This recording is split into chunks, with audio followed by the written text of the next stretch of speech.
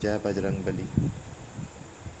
आज रात्रि की कहानियाँ हैं श्री सीमा जी और श्री नारायण दास नर्तक जी। जो छोटी छोटी कहानियाँ हैं, बड़ी ही अच्छी और प्यारी कहानियाँ हैं, जो निम्न प्रकार हैं, ये भक्तमाल से ली गई हैं। तो सबसे पहले श्री सीमा जी। एक बार अन्यायी मलेच्छ अजीज खां ने द्वारिकापुरी में आग लगा दी। तब रण छोड़ श्री द्वारिकाधीश ने सांगन के पुत्र सीवा को पुकारा।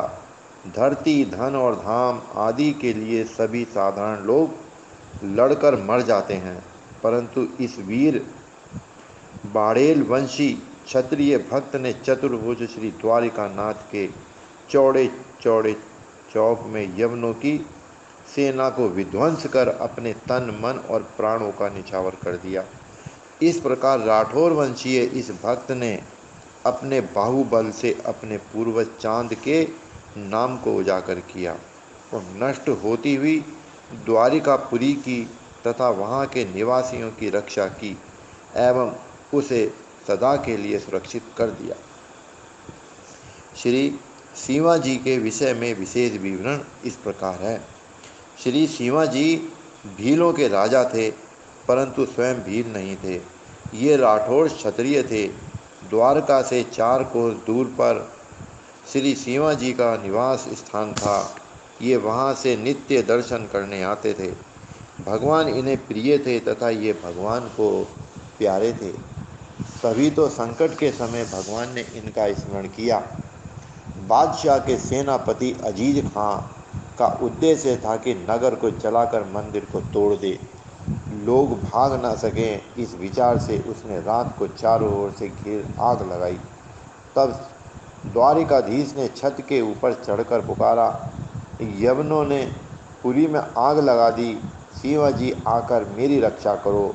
सीमा जी के कान में ये शब्द पड़े तो इनकी मति भाव में डूब गई। सर्वसमर्थ भगवान रक्षा के लिए मुझे पुकारते हैं, यह मुझ पर असीम वात्सल्य एवं दया है। प्रेमाकुल सीमा जी ने भी अपनी छत पर चढ़कर नगाड़ा बजाया, जिसे सुनते ही इनके सैनिक घुड़सवार आ गए, उन्हें लेकर द्वारका पहुंच गए। प्रभु कृपा से लगभग 500 घुड़सवार वीरों ने कई हजार सशस्त्र यवन सैनिकों के टुकड़े टुकड़े कर दिए। चाहते तो आप जीवित रह सकते थे, पर शुभ अवसर देखकर प्राणों को न्यौछावर कर दिया। यह भी प्रसिद्ध है कि कटे हुए आपके धड़ ने बचे कुचे यवन सैनिकों का संहार किया। दूसरी कहानी है श्री नारायण दास जी की।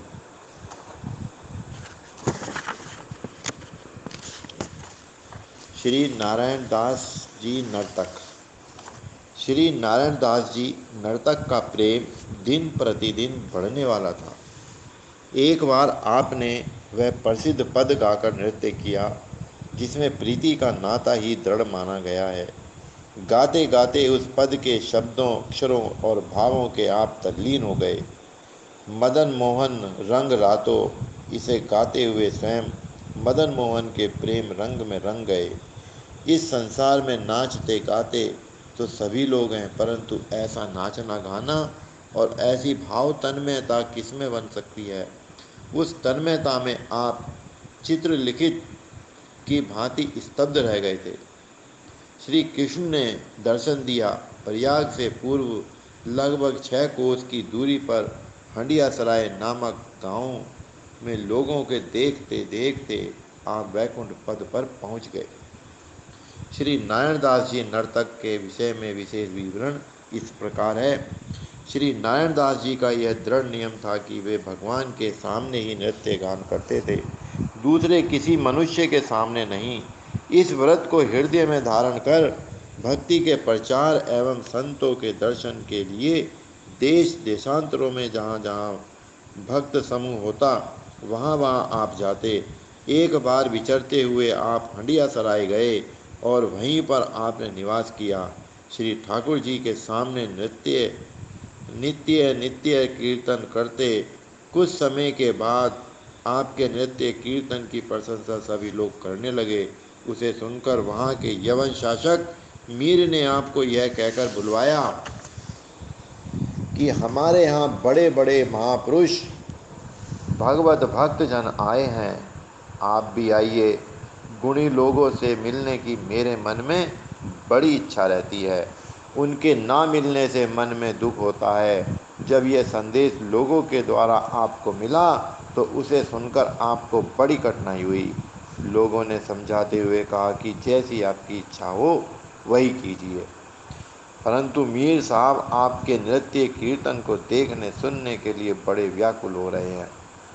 श्री नारायण दास जी अपने मन में विचार करने लगे कि मेरा नियम भगवान के आगे नृत्य करने का है, बिना भगवान को पधराए नृत्य कैसे करूँगा। यवनों के सामने अपने पूज्य श्री अर्चा विग्रह की सेवा विस्तार कैसे करूँगा। इस प्रकार सोचते विचारते आपने एक मार्ग निकाल लिया और मीर साहब के दरबार में गए। वहाँ एक ऊंचे सिंहासन पर आपने एक श्री तुलसी जी की माला को विराजमान कर दिया। श्री तुलसी जी भगवान का अभिन्न रूप है, ऐसा मानकर आपने उन्हीं के सामने बड़ा उत्तम नृत्य किया। एक और मीर साहब बैठे थे, उनकी ओर आपने एक दृष्टि भी नहीं देखा। सिंहासन पर विराजमान तुलसी श्याम की ओर ही देखते हुए उनकी किशोर रूप माधुरी में मग्न हो गए। अपने शरीर तक की सुधि बुद्धि खो बैठे। आपने रीझ कर विचार किया कि कुछ निछावर करूं, कोई वस्तु नहीं दिखाई पड़ी। अचानक अपने प्राण ही हाथ पड़े, आपने उन्हें ही न्यौछावर कर दिया। आदरपूर्वक भगवान ने इस भेंट को स्वीकार किया। ओम जय सद्गुरुदेव जय।